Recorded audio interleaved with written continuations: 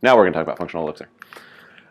So for the last, I don't know, 7 or so years, I've tried to learn functional programming. So since about 2009, 2010, it was the first time I'd heard of functional programming. I heard about it from people that I respected, read blogs from people I respected, saw it on Twitter, saw all these really smart people talking about functional programming. And I thought, that sounds cool, I should go learn that. And at the time, the functional programming language that everyone was talking about was Haskell. And so I said, okay, I will go get Haskell. I'll get it running on my machine. I'll use the book, Learn You Haskell for a Greater Good, and I'll go through Haskell and I'll learn Haskell. And it got to the point where I was even like, kind of in my delusions of grandeur thinking like, I bet I can find a job doing Haskell because this looks like fun. I hadn't even really written any code yet, but I'm already like shopping for Haskell jobs. And so as I'm going down this path, trying to learn Haskell, I realized that like every time I would try to learn this, I'd run into something that just was a block for me. And so I'd put it off on the shelf and I would go do my normal thing. And then I'd come back to it 6 months later and I'd try again. So I tried this no less than 3 separate times trying to learn Haskell. And I always got to a point where I just ran into a roadblock. I just couldn't do anything else. And so I convinced myself that I wasn't smart enough to learn functional programming. I'd been doing object-oriented for 10 or 12 years at this point. I was decent at it. I had a good job doing it. I enjoyed object-oriented. And so I'd convinced myself that, okay, I'll just be an OO programmer for the rest of my life. And that's okay. That's not bad. I'm making really cool software. But I'm just not one of the smart people that's smart enough to do functional programming. But over that time, I kept reading Twitter and I kept reading blogs and I kept seeing people that are kind of the elders of our community, of the development community, folks like Uncle Bob and some of these other people that have been around a long time, talking about how functional may play an important part in the age of the internet and in the age of multi-core CPUs and all this kind of stuff. And I thought, okay, 30, 35 at this time, and I've got 30 or so, 35 years before I'm planning on not working anymore. And maybe I should check into this because this apparently is going to be a fad. And so I came back to it again and again and again, and I kept trying Haskell, and I kept coming back to the idea that I wasn't smart enough. And so one day, I have some friends that are in Kansas that are .NET developers that went to Ruby developers, and they were tweeting out different things, and they were talking about functional programming, and they talked about this program this language called Elixir. And so I looked at it. I didn't know at the time that it was a functional programming language, but I was like, oh, it's a new thing. I like new things. Let me go check it out.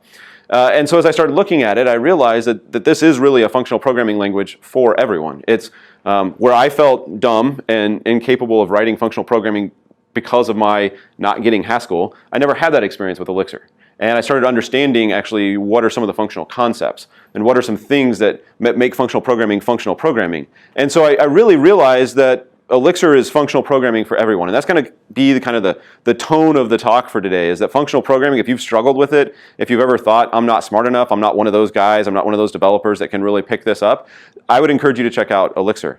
One of the reasons that a couple of reasons that it's functional programming for everyone is it came out of the Ruby community. And so I don't know how many, do we have any Ruby developers here? One, couple, okay. So one of the things that people always talk about Ruby, and I've done this much Ruby, I wrote a Sinatra API that had like 2 endpoints. But one of the things that people always talk about Ruby is how much Ruby developers enjoy writing Ruby and how friendly the syntax is, right? And I can totally get that because I once tried to teach my son how to write a console app in C#, and I had to tell him what strings were, I had to tell him what integers were, I had to make sure he was hitting a semicolon on every single line, right? And he was just wanting to like write this little flashcard game that would ask him a number and he'd give it the answer. I'm like, yeah, before you do that, we got to do all this boilerplate. So I totally get it, right? It's an enjoyable experience. That's one of the main mantras of Ruby. And so Elixir was created by a man named Jose Valim, and he was a Ruby developer for a long time. And so the things that are good in Ruby, he wants to bring over to Elixir. And I've heard him talk. He never really says these were the bad things. It's just here's some things I wish I could do that I could never do. So he's not ripping on Ruby or anything like that. It's just here's in his mind the next iteration.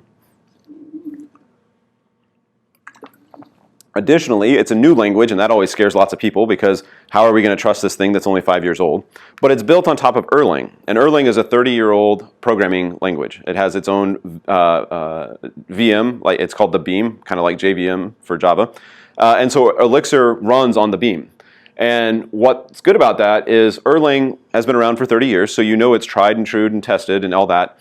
And Erlang has been powering telecoms for 30 years. It was written by Ericsson in Sweden, specifically for their telecom functions. And so when you think of distributed networks, the internet comes to mind, and pre-internet days, distributed networks were phone networks, right? Because you had to make all the jumps and switches and all that stuff that was all powered by Erlang. And so they figured out, how do we do distributed computing?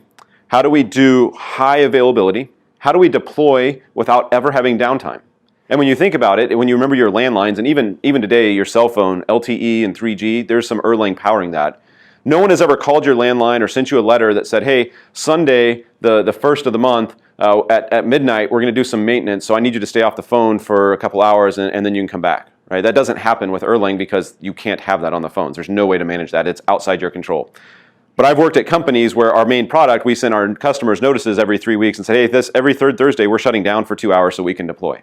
And so Erlang gives some of that flexibility, some of that power to Elixir. And that's another reason. They've already solved some of these hard problems. That's another reason that Elixir becomes functional programming for everyone. Before we get too far into what Elixir is and the syntax and all that good fun stuff, I want to set the stage so we're all at the same understanding of functional programming. And by same understanding, I mean my understanding. You guys can have your own, that's fine, but in the next hour, we're going to operate off of mine, and then you can come up and tell me why I'm wrong, and that's cool. So first of all, there's 3 things we need to know about functional programming. Functional programming is a declarative paradigm. And really, that sounds, I don't have a computer science background, I have an electrical engineering background, but when I hear things like big O notation and all these people talking computer science terms, my eyes glaze over and I tune them out because it just does, whatever, just tell me, make it very pragmatic for me. Declarative paradigm is one of those things for me. And so throughout this talk, I'm going to try and break it down into my level, and hopefully it'll help you guys. So declarative programming really means what versus how. Instead of sitting there focusing on how to accomplish this with my code, you're trying to tell the code, here's what I want at the end of the day. And you go do this for me, you go get it for me, and I don't really care how you do it as long as the answer is right. Here's a great example. Most of us have written for loops. Has anyone not written a for loop? All right. That's always, right, not in a while, but we know them, right? They're burned in. They're probably bad memories because all of us have had the index array overflow kind of thing. But here's our normal for loop, and we're just going through a list of users. We're checking an isActive flag. Oh, actually I have coloring. We're going through a list of users. We're checking our isActive flag, and if it's active, we're adding it to a new list that will then return. So we're just going through and we're building up, here's our one list of users, and we want a list of active users at the end. And so this would be an imperative thing because you're telling it start at index 0, keep going by 1 until you get to the end. So go 0, 1, 2, 3, 4, 5 until you get to the end. Check this flag, and then shove this thing in here, and then the code's not there, but then return that thing for the developer. So that's an imperative paradigm. And that's how most of us think because that's how most of us have been taught to program. That's our intro to computer programming 101 in college, or that's the first book of C or C++ or Java or .NET. One of the first things they do is like, let's show you, after Hello World, is let's show you for loops, right? Let's show you how you can iterate over data. Conversely, though, this is a declarative paradigm. And we haven't got into the Elixir syntax yet, which this is, and we'll get there, so it's a little strange. But we can walk through it, and even without the syntax, we can probably figure this out, right? We have an enum that is a module, and we're saying, here's a bunch of stuff. We're going to operate on enumerables, right? Specifically, we're going to filter our enumerables. And when we start thinking of filtering, we think we're going to take something, and then the end is going to be smaller than the beginning. We pass it a list of users, and we say, return me everything that this flag is true. And we don't tell it how to iterate over it. It can go from last to first. It can go from first to last. It can skip count by 5 as long as it covers every single one. We really don't care. What we care about is that we have a list of users that are active at the end, right? We're also not telling it to shove these things into a new list. We're just simply saying, at the end of this function call, I want a list of active users. You determine how to do that because I don't really care how. I care that I have a list of active users. So that's what declarative programming means. That's what declarative paradigms are. And we'll see that more as we go through the rest of the talk. Another major point of functional programming is functions are first-class citizens. And it's always strange when you think about functional programming because you think of, well, C++ has functions, and C has functions, and C# has functions, and Java has functions, and MATLAB has functions, and all these languages have functions, right? And so what makes functional programming so special? Well, it's not that it has functions, clearly, because other languages do. It's how they use them. And so here's a good example. On the previous, where we had the filter, we could define this as a function, and we could just call our new variable here is active. We could just assign it this function. And then we can pass that variable into our filter. So there's actually a couple principles here of the importance of functions. One is what's rightly called first-class functions, and that's where you can assign a function to a variable or you can pass it around. The other thing is that this is a higher order function, and that's just a big fancy way of saying it can either accept functions as parameters, or not either. It can accept functions as parameters, and or it can return a function as its return value. So normally you'd return like a string or an int. You could actually return another function. So if you've had JavaScript, any kind of beyond like basic jQuery and maybe even some of the jQuery, those functions will sometimes return functions, right? And that you can then operate on. So that's what being a first-class function is. The third thing is functional programming is immutable. And immutable is another one of those big O notation words for me, but it basically means that the data doesn't change. And so if we have our list of users here, and I didn't specify any names or anything like that, it's just we have one that's an active flag and one that's an inactive flag, or one's active flag is true and one's inactive active flag is false. And we call our same enum filter is active and we get a new active users here. It's actually this. Users still equals this thing and active users only equals this. And so I think we have some .NET developers, if you're familiar with link, some of those functions will modify the array that you're working on and some of them will return new copies. With functional programming, they all are going to return new copies. You're not going to ever modify the thing that you're working on. JavaScript, some of the ES, like the array prototype functions, some of them will modify the thing and some will return it. And it gets confusing because you're like, oh, was I supposed to catch this in a variable or was I supposed to just know that it was going to modify the one I was working on? What I want to do when I write Elixir is I want to do something like this where I have my users list and I call a filter function on it and I pass in a flag. But that's not how this works. What we've already seen, it's going to work this way. And the reason why, I actually heard some of the guys from the core team of Elixir talk about this, is they do it this way because they want you to focus on the fact that enum is the thing that's doing the work. It's the enum module. You're passing data to the enum module. You're not having functions hanging off of your structs. And by forcing that in your brain, it kind of helps reinforce that like it's going to be a new thing. It's going to be a new copy of the thing that you're working with. So the three main points that we're going to kind of look at functional programming through this lens are declarative programming, functions as first-class citizens, and immutability. But those are all, in my mind, big O notation words that I don't like. So what I would rather do is I would rather break them down and say it's what, not how, functions have the power, and data doesn't change. So pick one of those two that makes sense to you, and we can operate with that. If you like big O notation words, then you're set. And if you're like me, we can work with what, not how. At the end of the day, Elixir is going to make functional programming accessible. So it's going to take those things and it's going to basically do what I just did on that slide. It's going to take the big O notation words and it's going to make them small O notation words, we'll say, or Nate notation words or something like that, where it's much more accessible. So the first thing we're going to look at some syntax first, and then we'll wind up here at the end with a demo to show some of the power. The first thing we're going to do is look at this pipe operator. So we have this code here on the screen. Anyone want to take a guess at what this code's doing? It's kind of ugly, in my opinion. No one's jumping out, right? It's not immediately. You want to take a shot? Yeah, go for it. It's reading tweets, stripping them of new lines, checking for length less than 140.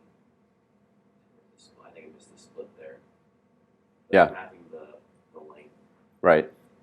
Right. So it's a little unclear, right? Nobody was like, oh, instantly I know what that does, right? So if we look at what this function does, or this block of code does, it reads a file, right? It reads the tweet.txt file. It then splits the file on new lines so that you could make sure that each thing is its own string in an array, or list, as it's called in Elixir. It's then going to trim all the extra white space, because why do we want to tweet out white space? And then it's going to only return you strings that are tweetable, in this case less than 140 characters. And so that's what this code does. But it's kind of ugly because you have to start all the way in the middle to and then work out instead of going top down. So what the pipe operator lets us do actually is go pipe down. So this is the exact same code. Exact same code. I copied this code into the interactive Elixir terminal or shell and made it the other code. But you can see now as you look at it, if I were to ask this, you guys would be like, well, okay, it's going to read a file, it's going to split it on a new line, it's going to map, it's going to perform a trim, and then it's going to filter, right? And so you're starting to look at it, you're like, these likely would be business requirements. You know, your BA comes to you and they say, Nate, we want to send out random tweets throughout the day. So we've got this file that has all the tweets we want to send out. And so we want you to send them out. We don't know, we try to keep them under 140 characters, but sometimes we don't. And the last thing we want is our Twitter app to be stuck because it's trying to tweet out something 141 characters and the API is like, oh, sorry, I can't let you, right?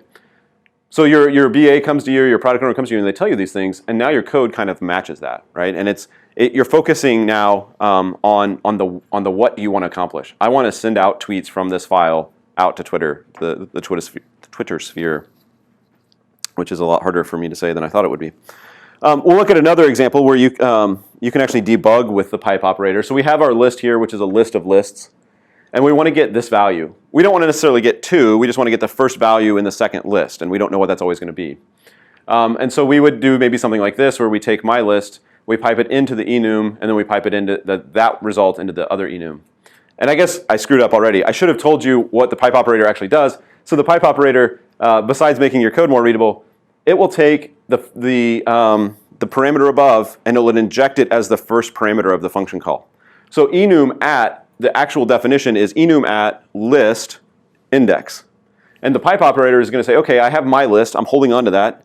I'm going to pipe that into enum at. I'm going to wedge that in as the first parameter. And then the second parameter will be the index. And so then that will get us this thing right here. And then I'm going to take that thing and I'm going to shove it in here, and I'm going to get the first one, and that's going to get me the 2. And when you have this, that's small. You can maybe conceptualize what's going on. As you were working on the Twitter one or something more that has more pipes in it, it can become confusing. Like, what's the state of my code? What's my state of my data as I'm going through this pipe? I know when I put it in, it's right. I know when it comes out, it's wrong. And I don't know where it breaks down. So Elixir lets you do this simply with the IO inspect. And IO inspect is kind of like console log. And what it does is it takes a value, it spits it out to the console, and then it returns that value. So it's like a no-op. It basically doesn't change the data at all. It doesn't do anything to the data. It just spits it out, and it returns that value for you. So as you were going through this, if you were to run this code, you would see 2, 3 right here on your console, and you go, okay, I know I've got the right one, so this isn't where the bug is, and I'll put some more IO inspects in.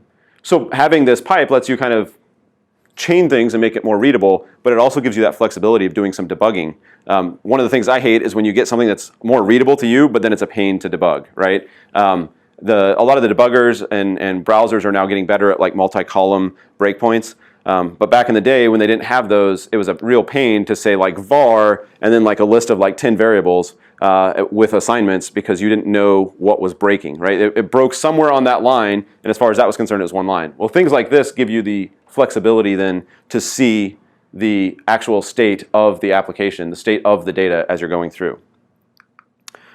So we're also then focusing on tweeting, where we're getting a tweetable string, right? That's what we're focusing on. As developers, we're no longer focusing on how do I get this tweetable string, other than the business rules, right? 140 characters, no white space, that kind of thing. But we're not focusing on, oh shoot, did I do a 0 index or a 1 index? What are these kind of things? So that we're just focusing on the what, not the how.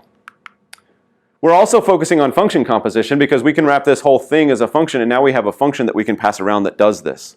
And so we've with this one piece of code, we are now have a get contents that we give it the path, and we can use that anywhere we want to. So we could then use this get contents in another pipe that has a pipe that has a pipe that has a pipe, and you can just keep passing these things around, because you're able to compose your application then of smaller and smaller functions until they make sense to you and make it readable. So that's another advantage. You're not only getting the declarative of the what, not how, you're getting the functions have the power, because you're starting to compose your application with these functions.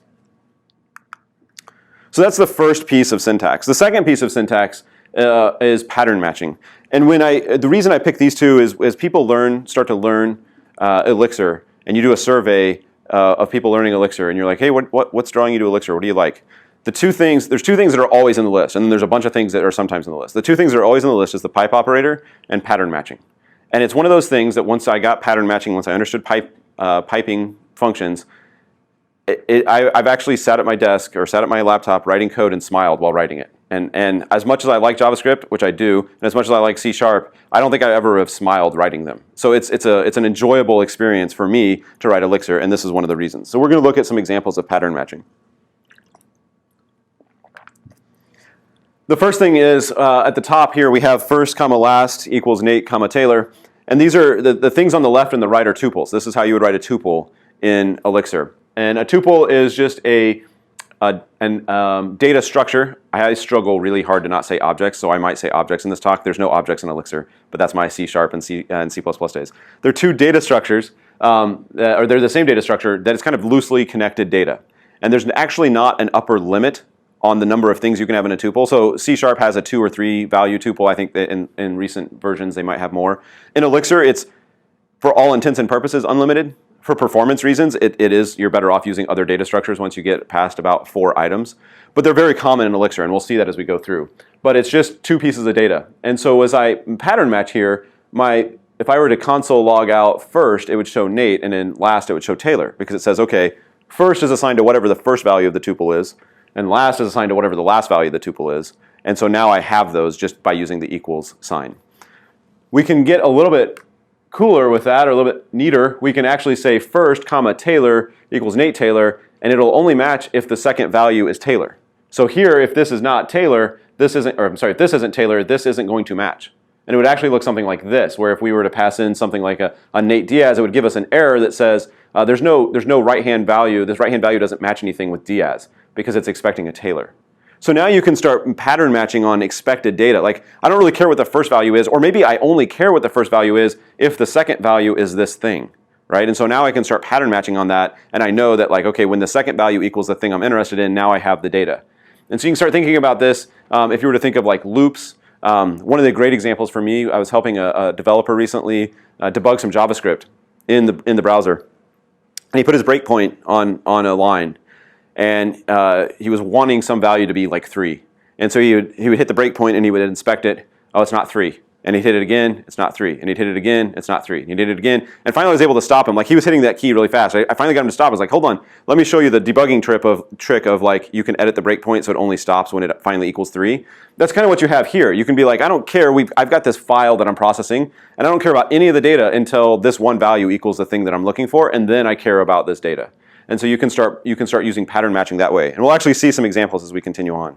So that's like the super basics of pattern matching.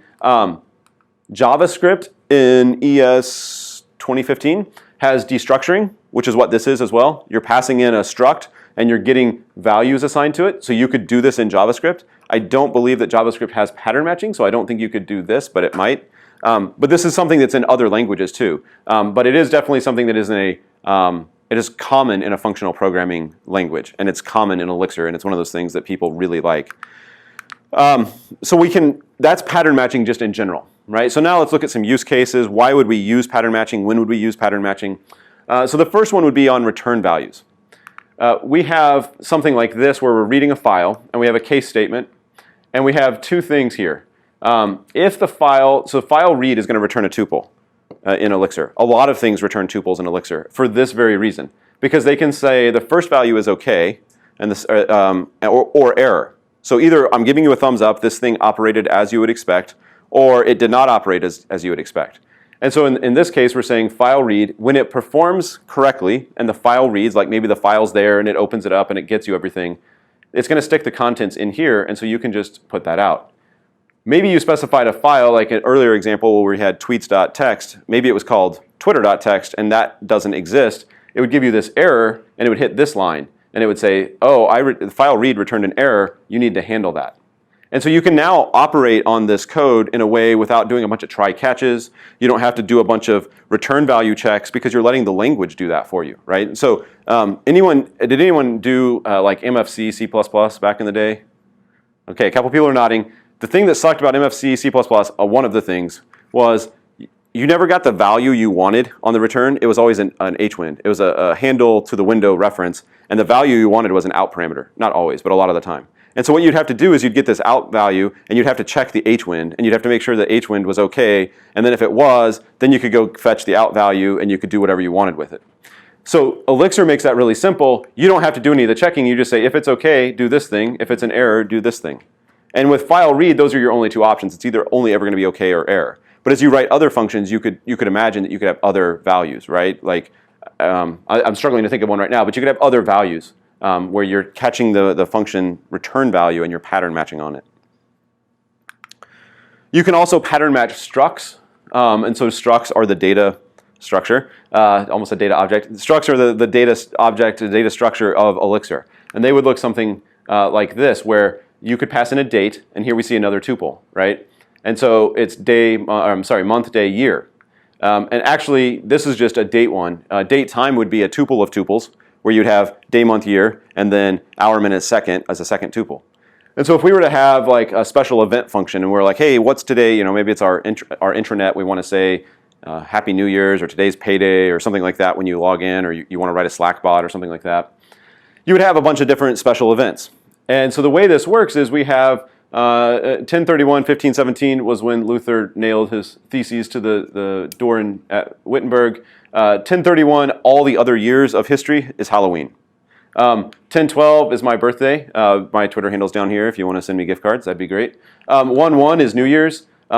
We don't care what month it is or what year it is, but 1 is always the first of the month because that's how our calendar works. We don't care what month or what year, what month or what day, but 2000 was Y2K. And then if we don't match anything, it's boring. And so what would happen then is you would pass in a date, and it would start at the top, and it would go until it found something that it matched. And these underscores mean there's going to be a value here, but I don't care what it is.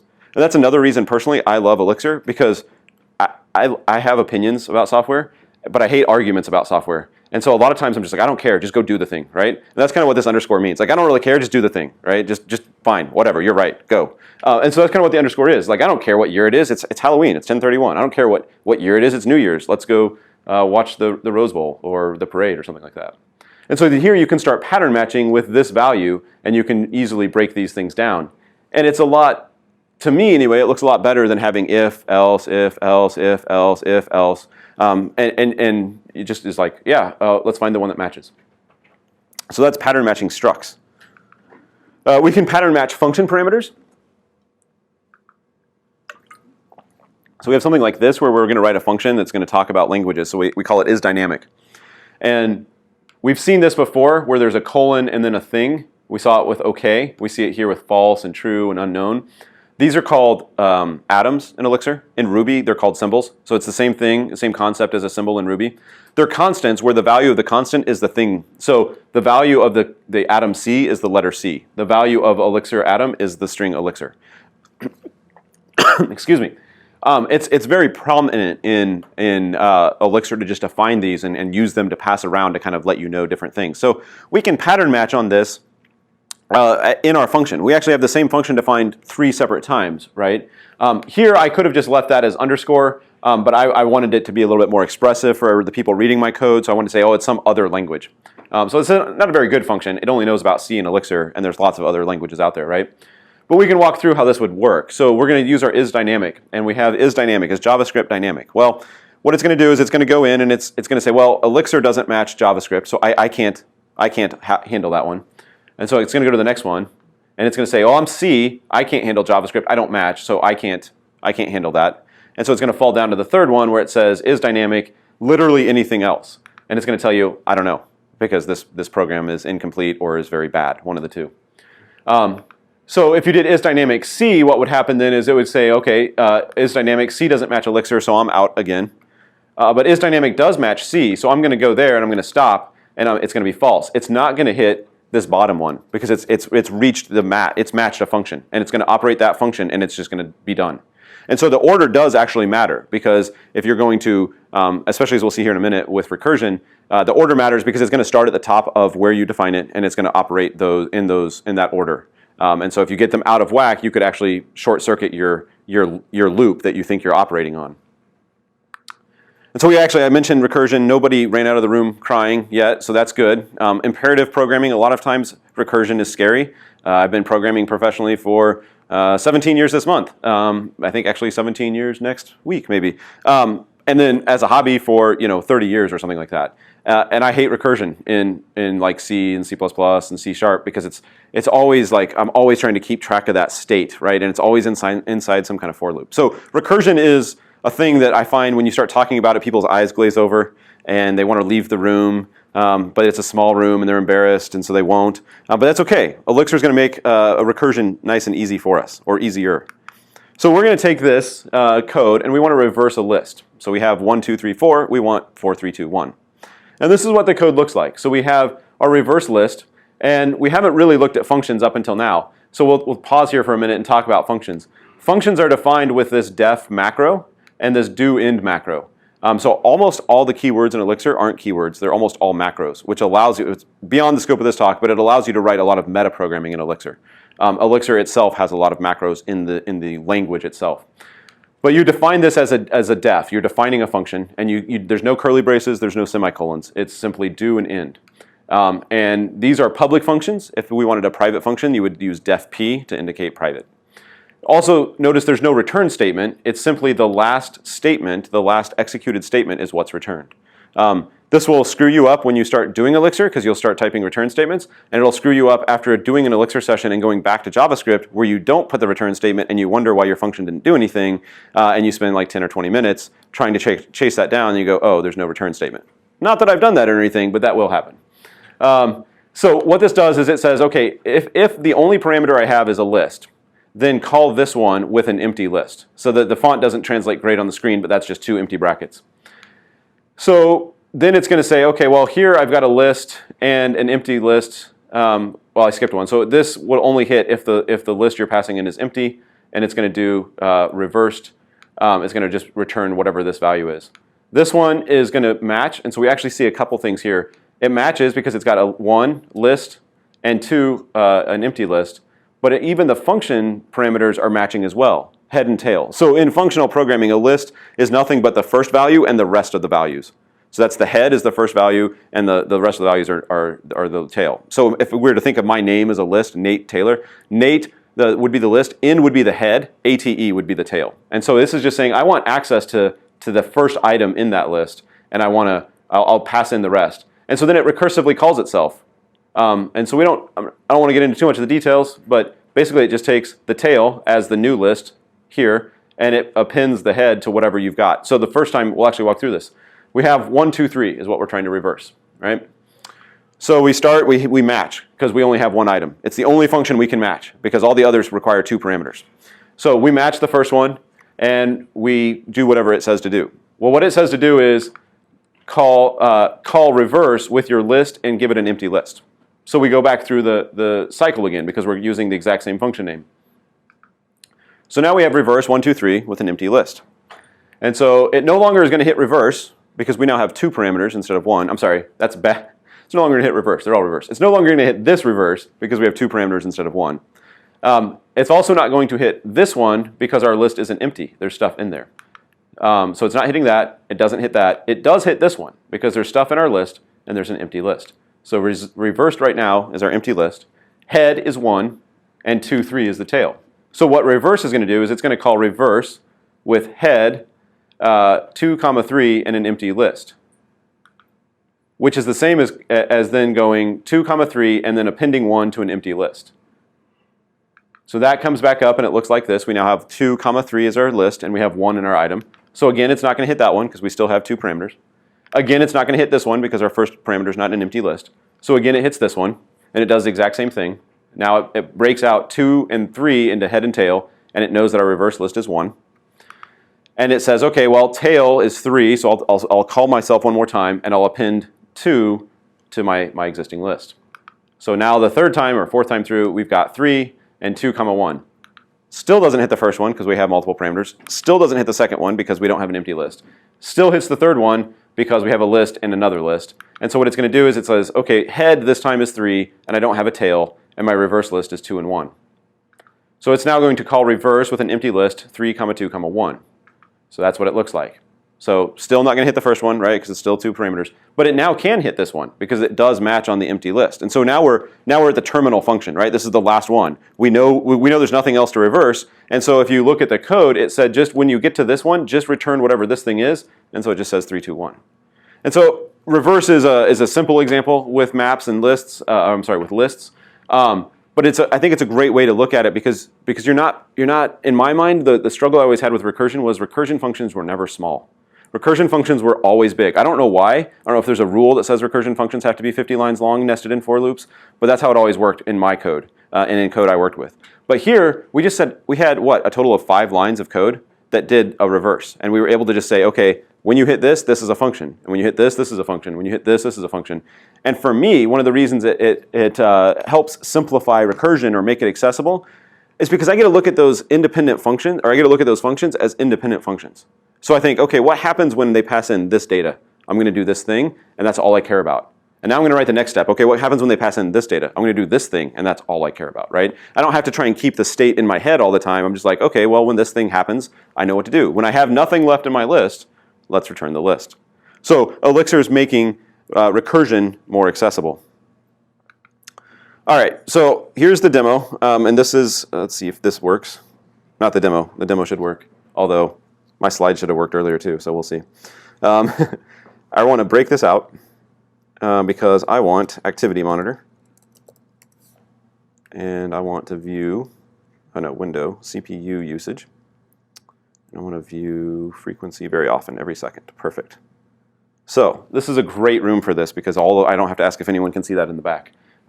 Because you guys are like 6 feet away. So IEX, which you see up here in the upper left-hand corner, stands for Interactive Elixir. And so it's a REPL. You can come in and I can do something like I have to be in the terminal. I have to do 1 + 1, and it's going to do the math for me. And I could write any kind of Elixir function. So this is great when you're first starting to play with Elixir because there's the syntax kind of weird and you're trying to experiment with some things. And so when I write JavaScript sometimes, I'll just open up a browser and just open up console log and just start playing with things to kind of see. I don't have to do that anymore. VS Code now has some support for me where I don't have to use console in the browser. But that's kind of the same thing here. You have a sandbox, a playground that you can play with. You can also run your applications in interactive mode, which is what I've got going on right now. And so this allows it to compile my application, and I can now make individual function calls into my application and say, what happens if I call this? What happens if I call that? So that's exactly what we're going to do. I've got a function here. That's the one I want. So I've got a function here. We're calling this getFunctionalFlow. I've got a couple functions. I've got benchmark, which is going to tell me how long this thing took to run. And then I've got this function. And just ignore the syntax for now. We'll get back to that in just a minute. What this application does is it takes two concatenated copies of the King James Bible. And I picked that one because it's a big text and it's free. And so no one's ever going to complain to me about copywriting. And they're all in this one giant text file that's a few dozen Ks big. And it's a big enough file that kind of shows what I want to show. And what I want to do is I want to get the word count of every word in that text. And so the code here is going to open the file. It's going to kind of do some of the same things we did with the Twitter one. It's going to open the file. It's going to trim the words. It's going to split on spaces. It's going to split on new lines. It's going to lowercase all the words because we don't care if capital A and lowercase and, that we don't care that they're two separate words. We just want to know how many times they occurred. It's going to then sum up each word, and it's going to return that as a list, sorted descendingly. It's going to then, so we can do this really quick. I'm going to take off the benchmark so we can just see the thing happen, and we can see what the data is going to be out. Benchmark will tell us how fast it's running, and that's the point of the demo. This is going to take a few seconds here, and by a few I mean like 15 or so. And so you can see there's 128,029 instances of the word "the" in the King James Bible. There's actually half that because there's two copies, right? Not surprising. It's an English work. The top words are going to be the, and, of, to, that, little small things, right? So that's all this code does. But it shows it's going to show some of the data processing. So we're going to go back to this one. And what I want you to do is I want you to watch, as we kick this off, I want you to watch the CPUs over here. So this is my MacBook Pro. It's a 2012, I think. It's got 8 cores, so most of our laptops have had 8 cores for a while. And we can see, well, I'm doing nothing but presenting PowerPoint. I don't even think I have anything else open besides this. Oh, Camtasia. So there's like, 4 of the cores are kind of trying to do something from time to time, right? The other 4 are pretty much dead, and it makes me as a developer go, why do I have 4 cores that I'm not using, right? So let's run this, and we can see, okay, the 4 cores that are active, they're kind of jumping around, maybe what, a third, maybe 40% of a core gets used, and they're bouncing around. Okay, it took 9.7 seconds, not horrible. To parse all of this. I mean, we're talking about thousands or millions of words in the text. So it took 9.7 seconds. But I'm pretty impatient as a person. I told you guys I started in C++. And our build times there, if you had to rebuild all, was 45 minutes. And that was painful. But that meant that I could go get a Coke and I could go catch up with other developers that were also in the middle of a rebuild, right? 2 months ago, I am on a JavaScript project that's using Webpack, and they made some changes, and the Webpack config took 30 seconds to run, and I was ready to kill somebody. I was like, I used to deal with 45 minutes. I'm dealing with 30 seconds. Why can't it be 2 seconds? And they did fix it. It's now instantaneously, but I was like, how spoiled am I that 30 seconds is too slow for me? So we're going to do something different this time. We notice what we're calling flow count instead of stream count, but it's going to do the exact same code. I'm sorry. It's going to do the exact same function. It's going to do the exact same thing. It's going to spit out this data. It's going to do it in a functional way that we'll look at here in a second. And so we're going to kick this off, watch the CPUs. man, they all just instantly get pegged pretty much, right? And then it's done. And they didn't all get pegged. They got pretty close. Most of them got pegged. And if you're like me, you're probably thinking, well, what if I don't want them all pegged? What if I'm doing other things? With Flow, you can do that in Elixir. But the thing that the powerful thing to me is, for 17 years, I've wanted to do things where I get to use the power of the computer. And for at least the last, let's say, 12 years, I have multi-core processors that are a pain in the butt to write multi-core code for. Any of the .NET developers ever played with Parallel Link? Right? Any of you ever really got it to work? One guy said no, one guy, yeah. I have, and it took me a week, I think, to get it to be tuned the right way. This was like a hello world example for Flow, for Elixir. Like, there was no real special code. There was no real thought here from my perspective. There was tons of thought from the Elixir team and tons of thought from the core team, because it's focusing on that declarative paradigm, right? We want to tell the computer what we want. I want you to use all the available resources to count these words for me. That's what I want. I don't care how you do it. That's up to you guys, right? That's up to you as the language creators and as the core team maintainers. I want this. And that's exactly how they orchestrated it. So we're going to go back and we'll walk through some of what this is doing. If I can get my mouse to work here. Okay. So this was the function we called. And we see get functional flow is the module name. That's the module that has benchmark. It's the module that has stream count. Notice, because we haven't called this out before, because we haven't really seen modules before. So modules are kind of like classes, except for in object-oriented land, classes have data and functions. Modules will only have functions because you're not passing around data. But notice here that modules have a capital letter, capital G. Our functions have lowercase letters. And that's not just a coding preference. That is, Elixir will call you on that. Like, I can't find this module if it's a lowercase one, or I can't find this. Like, you typed capital B benchmark, it's like, I can't find the benchmark function. I don't know what you're talking about, or benchmark module. I don't know what you're talking about. So that is a standard that they use. So we have benchmark as a function. We have stream count as a function. The other thing then that is probably a little bit more foreign, and you guys are smart people. You would have figured that out in no time at all. With the error messages and just kind of looking at the code, you would have been like, oh, module function, got it.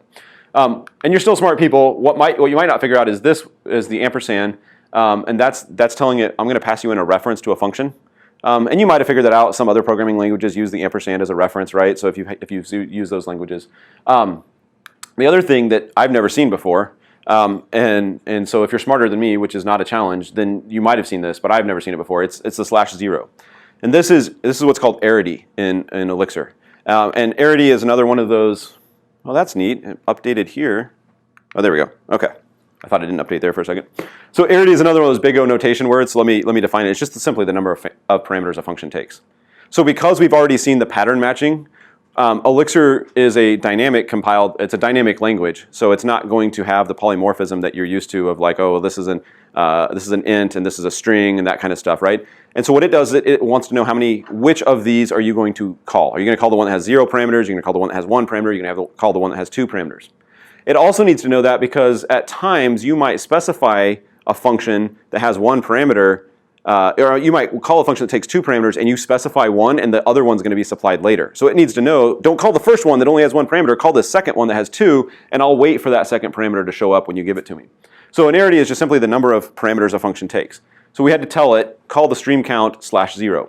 Even though the only function called stream count in this entire application takes no parameters and there's not another definition of it, you still have to specify it. So it does take, it at first is a little noisy. After a while, it's kind of like curly braces in C#. You just tune them out and you don't realize it anymore, for good or bad. So let's talk about how this worked. Elixir, as I've mentioned, is built on top of Erlang processes. And I've mentioned it's top on Erlang. Erlang has this concept of processes. And we all know what processes are because we have operating systems that have processes. That's not what Erlang processes are. Erlang are very, very lightweight. The default size for an Erlang process is about 1K. So if you just spin up a process and don't do anything with it, it's going to take about 1K. So you can have literally thousands of these processes in an OS process, right? And so the way the process works is we've got some code here and we've got some data here. Doesn't have to be a database. It's just easy for us to say that that's the data size, right? This is a process. And so this code can talk to this data, and it knows what to do with this data, and it's all contained inside this process. This will not work. These processes are not allowed to talk to this process's data. It's just not going to happen. So that's one way that it enforces immutability. It enforces to make sure that data doesn't change. This guy's trying to work on his code, and if this guy comes in and changes the code out from underneath him, this guy's kind of hosed, right? Because he's like, oh, I was doing something and now it just switched, and that thing I wanted to do next is gone. So in sometimes in those, like in Link in .NET, if you do a for each and you don't actually have it over a list, or if it's over an enumerable and you try to make a change, it blows up because you're trying to change the thing out from underneath it, and it throws a runtime error.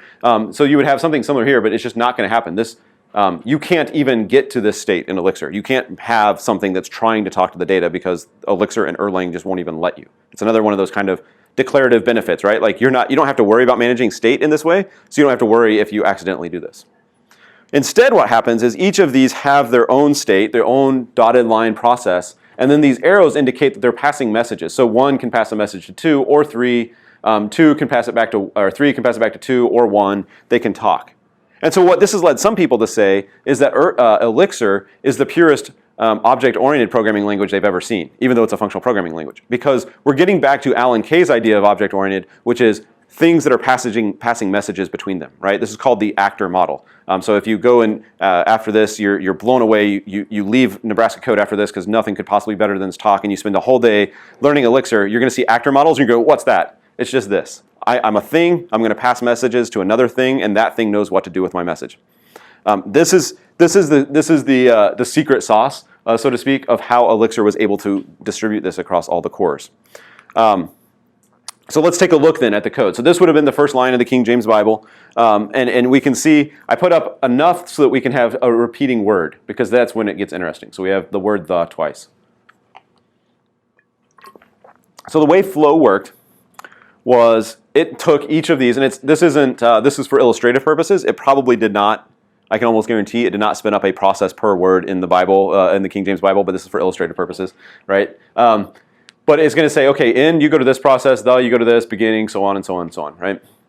And then, so now it's got them all split up. It's done the string split, it's done the string trim, it's done the, well, it hasn't done the lowercase because I didn't lowercase God there, but it would have, right? That's where we're at. And so now it says, okay, now I need to sum these up. And so it says, okay, in, you go here. The, you go to process 2, beginning, God, created. Oh, I've got the. I've already got a the somewhere. Let me go throw the with the other thes. Let me group all of the thes together. And in the flow code, this is one keyword or one function call called partition. And it's just telling it, divvy up the data. That's all I had to do was tell it partition it. I didn't tell it how to partition it. I do have some control over that. So if I wanted to control, say, the number of processes, I could do that. Or if I wanted to control the back pressure, like how much are you willing to spin up before you alleviate some of that pressure, you have some of that control. For the demo, I didn't care. So I just said partition, and I'm done. So then what happens is, each of these say, how many ends do I have? I have 1. How many thes do I have? I have 2. How many beginnings? And so on and so forth. So you can start to think that this could very easily then be, instead of processes, these are self-contained things, right? So what's stopping these self-contained things from being put on multiple cores of the CPU? Nothing. Because there's nothing that is going to alter in. Only this process is going to alter in. This guy over here can't do anything with the word in. So they can start farming this out to CPUs. And they can say, not even CPUs, they can start farming it out to cores. And that's why we saw the spike of all 8 cores just take off. Because they had this power of just, okay, I know no one's going to touch my data. And as you think about it, when 20 minutes ago, 30 minutes ago, when I was talking about Erlang, I said it controlled the telecom industry, right? And you start thinking about, if I was in your audience and somebody told me that, I'd be like, well, but I don't do distributed computing, right? Like I don't. I write web apps. I might have 6 servers running my application if it's like a super powerful application, but I don't do distributed computing. But this lets me do distributed computing on my chip, right? So it's not truly geographically distributed, it's distributed across my chip. And that was the key point for me. I heard an interview with Jose Balim on a podcast one time, and he said that was one of the reasons he chose Erlang, was because he realized we all have distributed computers that we carry around in our laptops. And if I can make those things easily distributable, now I can start leveraging the power of the cores. And now I can start making parallel link super trivial. Because I can just say, hey, distribute it, and when you're done, go for it. And you noticed, if the keen observer, which is not me, so I pointed out because maybe there's others, the non-CPU spiking code took like 9 or 10 seconds, and the CPU spiking code took like 2 seconds. And so you might think, well, it should be roughly an eighth, right? And it should be, but there's some overhead, right? So there is some management there in terms of farming these things out. I did this, excuse me, I actually did this demo with a much bigger copy. Like I think I copied it 10 times or something like that just to kind of see. And as you made the file bigger and as it had longer to go, it actually did approach 8 or 1/8 of the time because the overhead became basically standard or standardized, and the work then was able to be distributed. So as you do more work, it gets closer, but it is still pretty cool, right? I mean, we're talking 1/5 of the time with really no work from me other than just remembering to call this one instead of remembering to use the flow module and to use the partition keyword. And so I'm able to then do this work. So at this point, we've covered a lot of things. We've covered some of the syntax. We've shown some of the reasons of like, why should I care about Elixir, right? Why should I care about distributed computing? I'm not a telecom. You might be wondering, and we're kind of getting close on time, so you might be wondering, okay, well, how do I get started? And that's a good question, because we didn't talk about that yet, because I wanted to save that for the end. I wanted you guys to have that wow moment of seeing the cores, right? If I start with how do I get started and we start going through websites, everyone's glazed over, and by the time I show the cool thing, you guys have already left the room, either mentally or physically. So the first thing is you can go to Elixir's website. It's elixirlang.org. They have an installation page, and you can see Mac and Unix and Windows, and that's probably, like, that's not surprising. It's probably not surprising 1.5 that there's a Docker, right? Because everyone's doing Docker. That's really great. If you want to play with Elixir today, tomorrow, Monday, but you don't want to install it, just go grab the Docker image and just start playing with it. And then when you're like, yeah, this isn't what I wanted, just delete the Docker image, or this is what I wanted, you can go and install it. The possibly surprising one, though, is there's a 1.4. How do I install Elixir on a Raspberry Pi? There's a part of Elixir called the Nerves project, which is working with Elixir on embedded devices, Raspberry Pis and some of the Arduinos and some of these other things like that, some of those microcontrollers. And now you start thinking, wait a minute, this is a distributed computer that I can put on Raspberry Pis. I can start getting multiple of my Raspberry Pis to share the load and talk to each other with this programming language. Yeah, that's exactly what you can do. So now you can start building your own bot network in your house and have it, take over and become sentient and run your house, right? All because you can install Raspberry Pi, or you can install Elixir on Raspberry Pi. So it does give you that power. Like, even if you want to move off of distributed off of a chip to actual distributed things, grab 2 Raspberry Pis, have them pass messages between. And it's very simple. This used to be a much longer presentation, too long, and it's like a one-line thing to have my computer talk to Art's computer and tell Art's computer to run Elixir code. I don't have to wire it up. I just say, hey, Art's computer, I know you've got this code, go run it. And you do that using a shared cookie. So that's, if everyone knows the cookie, then they're like, great, I'll run the code. If you pass me a cookie I don't know, I have to assume that's malicious code. I'm not going to run it. So you can do that with Raspberry Pis. There's also some blatant self-promotion in this. I have 2 courses on Elixir at Pluralsight. So one is getting started with Elixir. It does a much deeper, it's a 2.5 hours or something like that, where we walk through the syntax and I tell you about atoms and strings and I tell you about all this kind of data. And so it's called simply Getting Started with Elixir. If you have Pluralsight, it's already on there. If you don't, here's some free trials. Come grab some. I also then have a follow-up course to that called Getting Started with Phoenix. Phoenix is the Ruby on Rails for Elixir. And the people in the Phoenix in the Elixir community hate when people say that because they want it to be its own thing, and it is. And you shouldn't write it like you're writing Ruby, but it's the de facto web framework. And so there's both of these. I'm the kind of person that I don't do good with abstract thoughts in terms of learning something new. I have to have something pragmatic and tangible. So both of these will walk you through building an application with Elixir and with Phoenix. You'll actually have a website that's up and running, I think, within the first or second module of this course, and you'll have an application that's doing something within the first or second module of this course, and you build on it. Because that's how I learn, and I figure maybe other people learn that way.